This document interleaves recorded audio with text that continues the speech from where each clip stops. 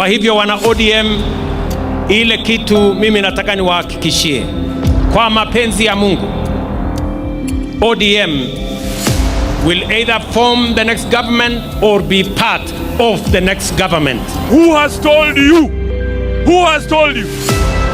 Who has told you? October 19, 2025, Kenya bids farewell to a giant.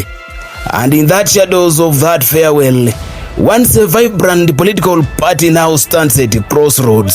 Kuwa mahali ambaye Raila kunipeleka. The moment is charged, the drama is live, and the question looms, what next for the Orange Democratic Movement? We dive into the last words, the behind the scenes signals, and how William Ruto may be engineering the political end of ODM as we knew it.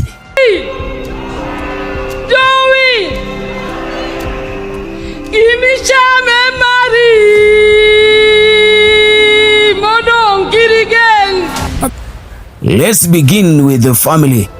At the funeral of Raila Odinga, his sister stepped forward.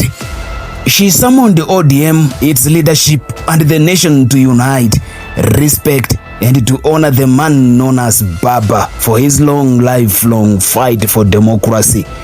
Her tone protective of his legacy, urging the party and Kenya to remain true to the values he stood for. And this sets the tone. A departure, a legacy, and a vacuum. And what you said about our party must remain. You told me that at 8 in the evening, the day before you passed on in the morning. It was only a weak party. We must be united. ODM must be united. And it must be strong. And if it is not strong,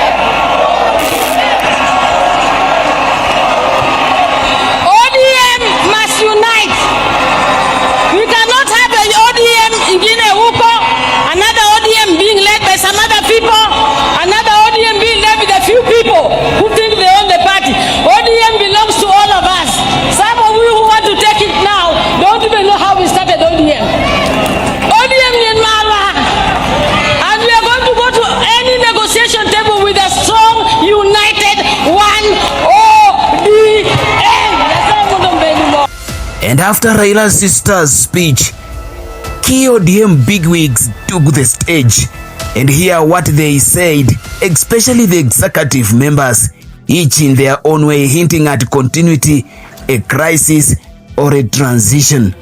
On the stage was Gladys Wanga, the ODM chair, Homa Bay governor. She declared, "The last instruction he left us was that he agreed to work with your government for the stability of the nation inside the broad-based government.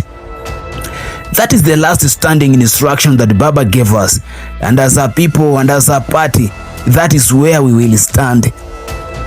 Gladys Wanga stressed that ODM must ask itself what Raila will do in tough decisions, emphasizing his guiding hand though he is gone. She also thanked President Ruto for the honor given to Raila's funeral and called for a stadium to be named after him, signaling a public accommodation with the government. He said always that this our father, when he says left, we go left. When he says right, we go right. When he says fire, we fire. The last instruction he left us with, and with a very clear mind. And I remember him speaking at the burial of the late Dr. Phoebe Asio, and he said he made a clear decision to work with you for the stability and unity of the nation inside the broad-based government. That is the last standing instruction that Baba gave us. And as a people and as a party, that is where we will stand. John Mbadi, the treasurer CS and ODM stalwart, he could not hold back tears. He said he cut short engagements abroad to return and mourn a global icon, human rights defender, and a towering statesman of unprecedented zeal.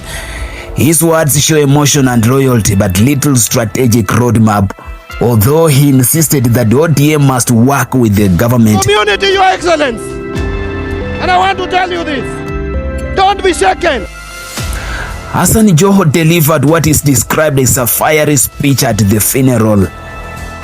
He stood at the podium alongside other dignitaries, signaling the ODM's leaders are showing unity and defiance in the face of this turning point. Mimi siwezi kuwa mahali ambaye Raila kunipeleka. Tuelewane? Siwezi kuwa mahali ambaye Raila hakunipeleka. Raila showed us before he died that he wanted us to be in government. As a community, as a party, we will be in broad-based government. We will support broad-based government. We will work with you.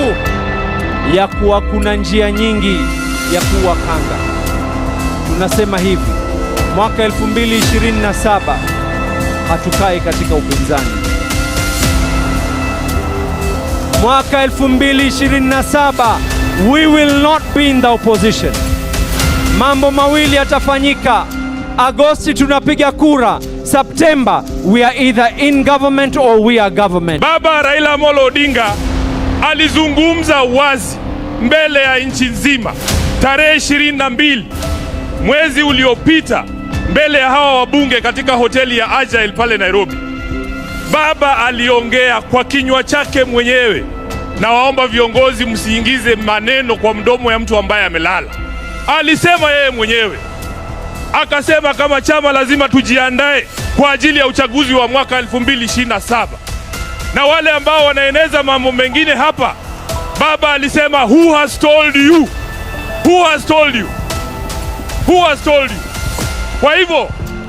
Kwa hivyo sisi tutafuata the last standing instruction ya baba ambaye alitoa chini ya siku 23 ambazo zimepita kabla afariki.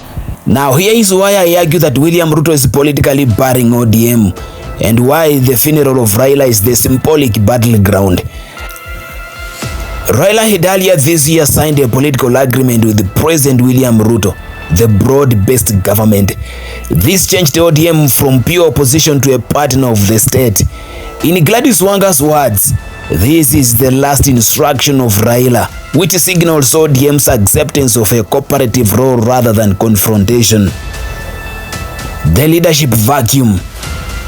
With Raila gone, ODM loses its dominant anchor. The speeches show the party trying to hold it together through emotion and legacy, not through strong new identity or leadership. That vulnerability plays into Ruto's hands.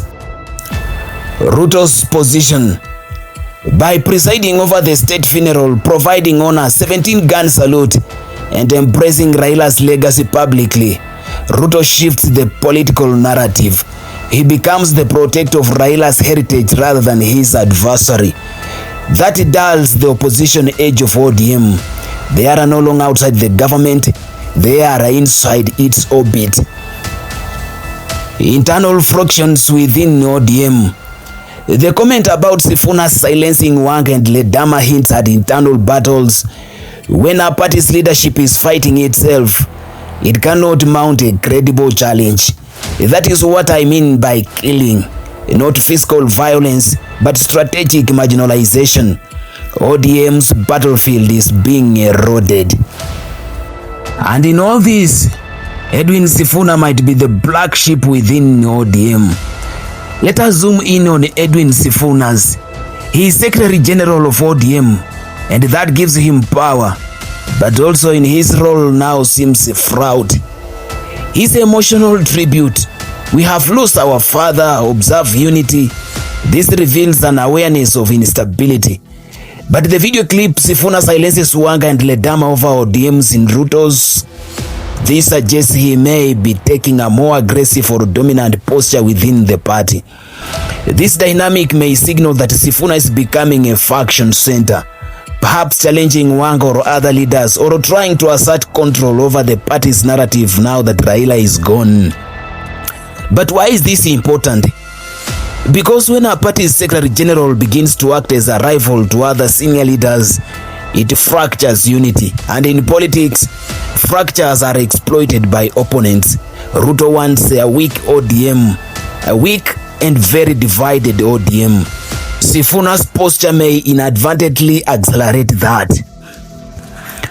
Obviously, Raila's death has removed the orbiter, the glue, the unifier. In this vacuum, Sifuna could become either the leader who holds ODM together or the one who splits it. If he fails to unify, that's the moment when ODM will truly falter.